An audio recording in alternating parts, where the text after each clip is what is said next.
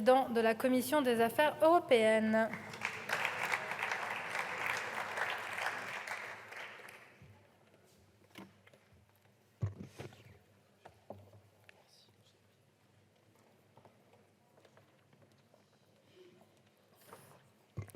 Merci Madame la Présidente, Madame la Première ministre, Mesdames et Messieurs les ministres, Messieurs les présidents de commission.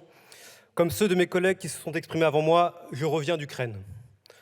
Comme eux, j'ai vu de mes yeux l'horreur de cette guerre.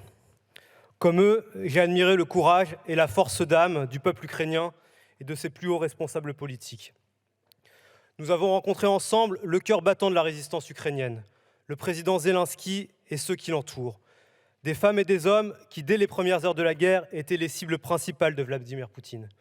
Des femmes et des hommes qui auraient pu fuir 1000 fois, mais qui ont fait le choix de rester aux côtés de leur peuple et de résister. Lors de notre entretien avec le président Zelensky, il nous a remerciés pour le soutien actif qu'apporte d'ores et déjà la France en Ukraine. Mais il a aussi formulé plusieurs requêtes. Parmi elles, il nous a demandé de dire la vérité sur ce que nous avons vu et entendu. Voici donc là, ou plutôt les vérités dont je souhaite témoigner aujourd'hui. En Ukraine, la Russie de Vladimir Poutine ne se comporte plus comme une nation civilisée, mais comme un État voyou, menant une guerre d'une violence inouïe, niant tous les principes humanitaires. Partout où l'armée russe passe, elle sème la désolation, la souffrance et la mort, frappant en priorité les infrastructures civiles. Ce sont les écoles, les hôpitaux, les habitations qui sont visées. Les soudards, les hommes de main qui la composent, parce que l'on ne peut plus parler à proprement de soldats, pillent, pratiquent la torture, violent femmes et enfants, assassinent sans raison, organisent les enlèvements d'enfants.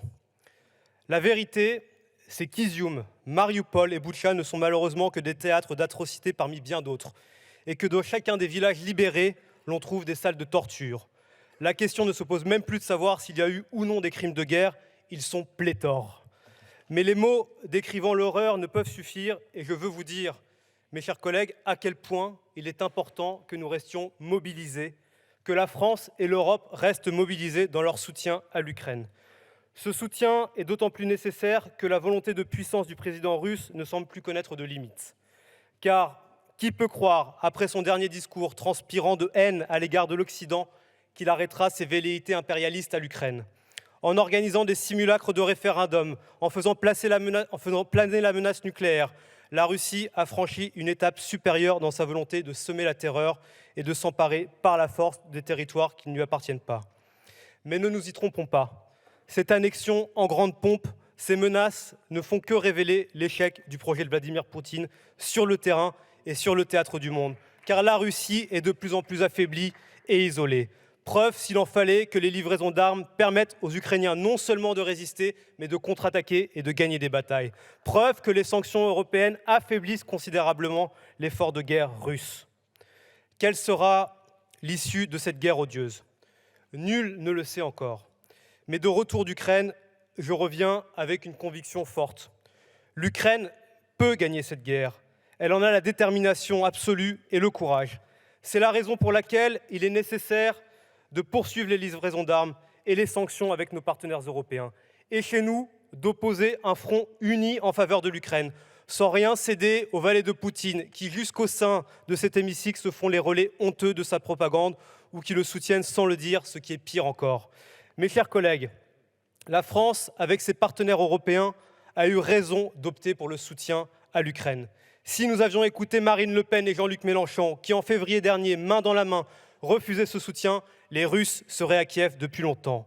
Et lorsque nous entendons cet après-midi encore les représentants du Rassemblement national et de la France insoumise réécrire l'histoire de cette guerre, inverser les responsabilités pour dédouaner Vladimir Poutine, l'on ne peut que ressentir un sentiment de honte et se réjouir qu'il ne soit pas en responsabilité. S'opposer aux livraisons d'armes, lever les sanctions comme il demande, ce n'est pas favoriser la paix. Ce n'est rien d'autre que d'abandonner l'Ukraine aux mains de la Russie et mettre en péril toute la sécurité de l'Europe. Et n'en déplaise au président du Rassemblement national, non seulement le Rassemblement national entretient des liens avec la Russie, mais pire encore, il en est le soutien. Oui, défendre nos valeurs démocratiques a un prix. Il est déjà élevé. Les Ukrainiens le paient en destruction et en mort. nous aurons à le payer économiquement. Cependant, si nous ne sommes pas prêts à payer ce prix maintenant pour l'Ukraine, au nom des valeurs des nations civilisées qui font notre pays et l'idéal européen, alors ce sont les générations futures qui devront payer un prix infiniment plus élevé. Mes chers collègues, le président Zelensky nous a demandé que nous n'abandonnions pas l'Ukraine. Je souhaite qu'il sache, s'il nous écoute, que nous sommes à ses côtés et aux côtés de son peuple. Qu'il sache aussi que son pays est déjà membre de cœur de notre Union par le combat acharné qu'il mène pour la liberté et la démocratie. C'est pourquoi je suis convaincu que l'avenir de l'Ukraine, de la France et de l'Europe s'écriront en commun. Je vous remercie. Merci beaucoup, mon cher collègue.